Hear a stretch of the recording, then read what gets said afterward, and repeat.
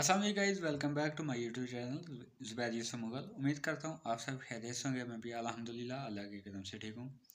आज जिस वीडियो पे रिएक्शन देने वाला हूँ उसका टाइटल है तेजस एम के 1A विज GF17 block 3 divided by border united by approach. आप इसे कंपैरिजन कह भी सकते हैं और नहीं भी कह सकते कि क्योंकि थोड़ी बहुत कंपैरिजन वीडियो है भी और नहीं भी है। तो वीडियो का और इनके चैनल का जो लिंक है वो आपको मेरे डिस्क्रिप्शन में मिल जाएगा, तो आप जाके विजिट कर सकते हैं और इनके चैनल को सब्सक्राइब कर सकते हैं। बेसिक ये जो वीडियो है ये अमराद चैनल है, उनकी वीडियो है, तो आप जाइए और इनके चैनल को विजिट कीजिएगा। अगर चैनल अच्छा लगे तो चैनल को सब्सक्राइब कीजिएगा और गाइस साथ मेरे चैनल को भी सब्सक्राइब कर दीजिएगा। तो चलिए बगैर टाइम वेस्ट किए वीडियो को स्टार्ट करते हैं।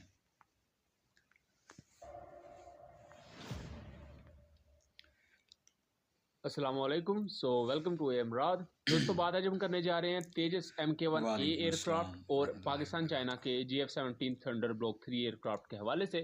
और ओके। ये कोई कंपैरिजन नहीं होने वाला ट्रेडिशनल कंपैरिजन जिसमें हम दोनों के वेपन सिस्टम्स को कंपेयर करते हैं, दोनों की कैपेबिलिटीज को कंपेयर करते हैं कि दोनों एयरक्राफ्ट कितने ज्यादा बेहतर हैं एक दूसरे के मुकाबले में। रादर हम इन दोनों एयरक्राफ्ट में इनके प्रोग्राम में कुछ सिमिलरिटीज को देखेंगे।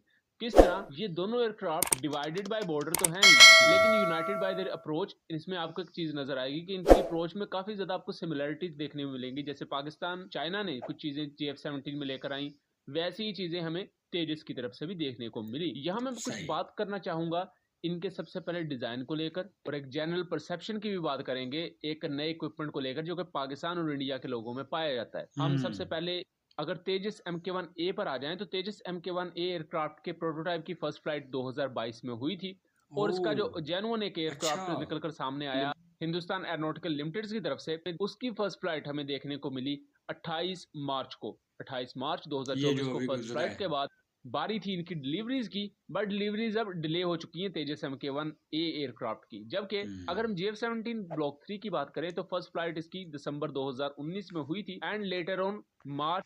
वैसे तेजस डिले होना नहीं चाहिए था, मुझे नहीं समझ आ रही कि ये इतना डिले क्यों हो चुका है यार। इसको आ, मेरे ख्याल में JF17 से फास्ट इस पे काम होना चाहिए और जल्दी निकलना चाहिए था, क्योंकि ये पहले का स्टार्ट हुआ है JF17 से। मार्च 2023 में ये इंडक्ट किया गया पाकिस्तान एयरफोर्स में। और इस वक्त अगर बात की जाए तो GF17 थंडर ब्लॉक 3 एयरक्राफ्ट के दो स्क्वाड्रन नंबर 16 और नंबर 8 स्क्वाड्रन पाकिस्तान एयरफोर्स का हिस्सा हैं, और GF17 थंडर ब्लॉक 3 मुख्तलिफ इंटरनेशनल एयर वॉरफेयर एक्सरसाइजेज का भी हिस्सा बन चुके हैं। सो आप कह सकते हैं कि ये प्रॉपर ऑपरेशनल एयरक्राफ्ट है जिसे ऑपरेशनल मकासद के लिए यूज किया जा रहा है। जबकि बिल्कुल। अगर तेजस एयरक्राफ्ट को देखें तो अभी उसकी डिलीवरी डिले हो चुकी है। डिलीवरीज के बाद कुछ फाइनल टचअप्स होंगे, और इवन इंडियन एयरफोर्स ने अभी ये भी डिमांड की है कि इसमें कुछ मजीद कैपेबिलिटीज होनी चाहिए, यानी कि मजीद कुछ चेंजेस वो अभी और चाहते हैं तेजस MK1 एयरक्राफ्ट में। अब जब वो मजीद चेंजेस होंगी तो जाहिर बात उसमें मजीद कुछ टाइम लगेगा, एंड उसके बाद अगर डिलीवरीज होती हैं तो उन डिलीवरीज के बाद ये इंडक्ट किया जाएगा। तो इस तरह मिला जुलाकर अभी साल से 1.5 साल तक आपको तेजस MK1A मुकम्मल ऑपरेशनलाइज होते हुए दिख सकता है, ये तो अगर बहुत अभी ज़्यादा की टाइम ले टाइमलाइन रहे हैं को ये अभी भी। लेकर सही तरह चलते हैं। अगर फिर कोई इसी तरह के ब्लंडर्स हमें देखने को मिलते हैं जैसा कि माजी में थे, तो ये एयरक्राफ्ट कई सालों तक डिले भी हो सकता है। तो यहाँ एक बहुत बड़ा पॉइंट हमें डिस्कस करना अच्छी चाहिए, बात वो है नहीं है ये तो स्ट्रक्चरल यार। चेंजेस का, और इस पॉइंट में फर्दर कई बहुत सी चीजें सालों भी तक आपको उसको आप डिले समझने को मिलेंगी। करेंगे। सबसे पहले देखें कि GF17 ब्लॉक 3 अभी तक के जितने भी वेरिएंट्स हैं GF17 के, उनमें सबसे ज्यादा एडवांस और जदीद है। दूसरी तरफ हमें तेजस MK1A एयरक्राफ्ट देखने को मिलता है जो कि अभी तक के जितने भी तेजस एयरक्राफ्ट हैं, जितने भी वेरिएंट्स हैं, उनमें सबसे ज्यादा जदीद या एडवांस है। आप इसे हम्म। घातक लड़ाकू विमान भी कह सकते हैं हिंदी लैंग्वेज में। तो हमें यहाँ देखने को मिलता है कि अगर GF17 ब्लॉक 3 जब मंजर आम पर आया 2019 में, तो बहुत से लोगों का तब ये एक इतराज था कि ये तो देखने में ब्लॉक 1 और ब्लॉक 2 जैसा ही है, बस थोड़ी सी चेंजेस है, देखने में उसी जैसा है।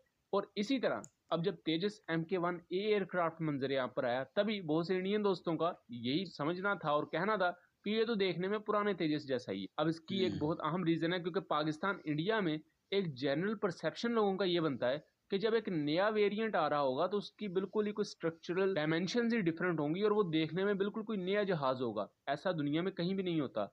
आप F16 ब्लॉक 70 को देखें तो वो देखने में पुराने F16 जैसा ही है, बट उसके अंदर ऐसी चेंजेस है जिसकी वजह से वो उसे F-16 ब्लॉक 70 के लेवल तक ले जाती हैं। और इसी तरह हमें GF-17 थंडर ब्लॉक 3 और तेजस Mk1A एयरक्राफ्ट में भी देखने को मिलता है कि दोनों एयरक्राफ्ट का स्ट्रक्चरल डिफरेंस कोई ज्यादा नहीं है। मतलब GF-17 अपने पुराने ब्लॉक्स की तरह ही नजर आता है काफी हद तक, और तेजस Mk1A भी अपने पुराने वेरिएंट्स की तरह ही नजर आता है, लेकिन इनके अंदर वो सिस्टम्स लगे हुए हैं जिसकी वजह से ये दोनों एयरक्राफ्ट 4.5 सही जनरेशन बात को है। टच करते हैं। अब आप सोच रहे होंगे कि ये स्ट्रक्चरल चेंजेस बहुत ज्यादा क्यों नहीं की जाती, तो मैं आपको एक सिंपल सी मिसाल देता हूं कि अगर GF-17 थंडर ब्लॉक 2 से आगे ब्लॉक 3 को बनाने तक जो टेस्टिंग एंड एवेल्युएशन हुई और जो इसमें चेंजेस किए गए, फर्ज करें उसमें $300 मिलियन लगा, लेकिन अगर हम उसमें स्ट्रक्चरल चेंजेस करते, जैसा कि सोशल मीडिया पर हम स्टेल्थी GF-17 की तस्वीरें देख रहे थे और इसी तरह की बहुत सी तस्वीरें गर्दिश करती होती थी कि ब्लॉक 3 जैसा होगा, अगर वैसे स्ट्रक्चरल चेंज किए जाते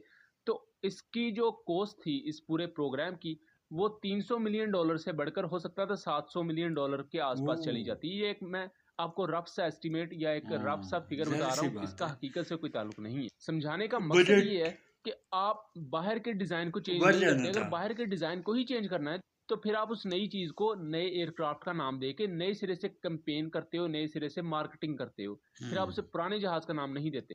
इसलिए जो इस तरह की एविएशन कंपनीज होती हैं वो ये कोशिश करती हैं कि हम एयर फ्रेम चेंज ना करें, एयर फ्रेम वैसा ही रहे, बाहर से वो दिखने में वैसा रहे, और उसके अंदर से उसका जो रडार है वो चेंज किया जाए, उसका मिशन कंप्यूटर सिस्टम बेहतर कर दिया जाए, उसके मिसाइल अप्रोच वार्निंग सिस्टम और रडार वार्निंग रिसीवर्स और इलेक्ट्रॉनिक वॉरफेयर स्वीट को पहले से बेहतर किया जाए, और इसके साथ सही। साथ उसके वेपन पैकेज को बेहतर कर दिया जाए। बिकॉज वो जितने बेहतर वेपन लेकर जाने के काबिल होगा, पूरी दुनिया में उसकी मार्केटिंग करने में आपको उतनी ज्यादा आसानी फैसिलिटेशन हो देखने को जाएगी। मिलेगी और उतने ही ज्यादा मुल्क उसमें इंटरेस्टेड नजर आएंगे। बिल्कुल, लेकिन इसके ऐसी साथ साथ बात है। कुछ माइनर चेंजेस भी हमें देखने को मिलते हैं, जैसा कि तेजस एयरक्राफ्ट में भी रडार वार्निंग रिसीवर और मिसाइल अप्रोच वार्निंग सिस्टम्स को एक जगह से दूसरी जगह लगाया गया है। मतलब पहले ये टेल के ऊपर वाली साइड पर होते थे, अब Mk1A एयरक्राफ्ट में ये नीचे वाली साइड पर विंग के पास करके इनको प्लेस किया गया है। जबकि GF-17 ब्लॉक 3 में जो ये सेंसर्स थे उनको टेल के निचली साइड से लेकर टेल के सबसे अपर पार्ट पर लगाया गया है।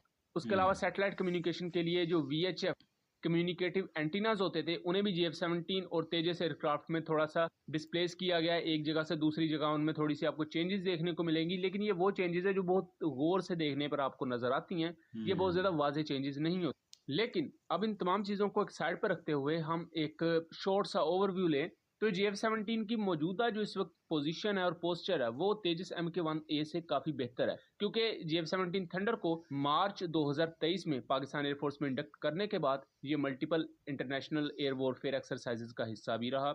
लेकिन इसके मुकाबले में अगर देखा जाए तो मार्च 2024 में तेजस एयरक्राफ्ट का क्रैश हो गया।